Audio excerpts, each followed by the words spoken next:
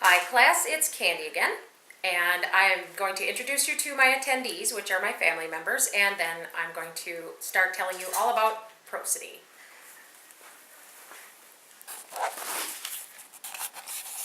All right, that one over there is my brother-in-law, Darren. Oh. His wife, my sister, Tammy. Hi. My dad, Alan. Hello there. My nephew, Mikey, who's here just because he's here for a spare body. That is my other nephew, Thomas. He doesn't look it, but he is about to be 19. That is my sister, Brandy. Hi. And that is my daughter, Lorana, who is just 2.5 months older than my nephew, Thomas. All right, let's get started.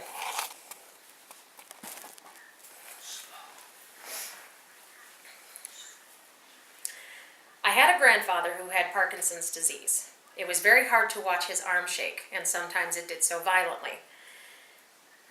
Towards the end of his life, it began to affect his speech. I would never say that he was indecipherable, but there were a few times where he had to struggle to get an extra word or two out. If he were here today, and because of my research on this subject, I would tell him that there was a way for him to repair his speech. Through speech therapy, specifically prosodic exercises, he could have had the last word, so to speak, in his fight against his Parkinson's disease. I'm going to share with you what prosody is, what disorders of prosody are, and how they occur, and how prosody is used to treat speech issues in individuals with Parkinson's disease. To begin with, let me explain what prosody is and what parts it plays in speech. Speech is broken down into prosodic units, marked off by pauses and musical levels that distinguish questions from statements. Prosody is defined as the rhythm of the spoken language, and it involves syllable weight, loudness, and pitch, whereas in sign language, it involves rhythm, length, and tension of gestures. Prosody is used to convey what is important in an utterance with respect to what the talker's beliefs are about the listener's knowledge. For example, you would use upward inflection at the end of a sentence to show that you are asking a question or to imply uncertainty. Prosody also provides clues about the attitude and/or affective state of the speaker. With the use of different tones, the same statement can be spoken differently each time.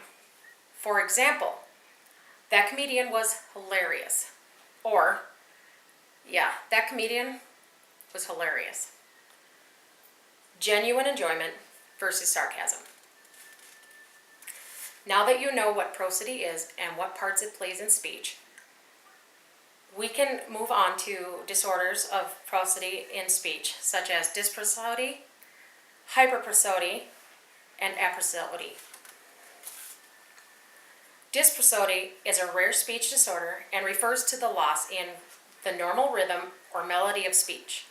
In most cases, it is a result of a brain injury, such as a tumor, stroke, or lesions, and is sometimes associated with Parkinson's disease.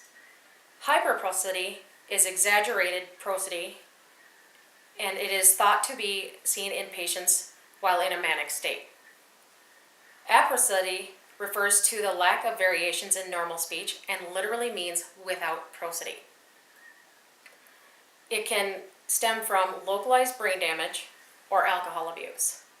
A lesser known fact of aprosody is that it can also be a symptom of MS or PTSD. All of these disorders affect prosody to one degree or another and can possibly affect one's entire future if not diagnosed and remedied. Knowing how disorders of and diseases affecting prosody can be determined, we can seek out help and learn prosodic exercises to cope with and maybe even repair them.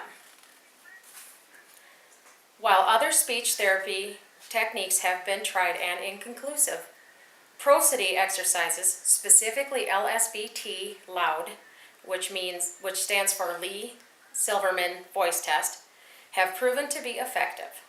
Patients are taught and trained to self-generate the sufficient amount of loudness to make their speech comprehended.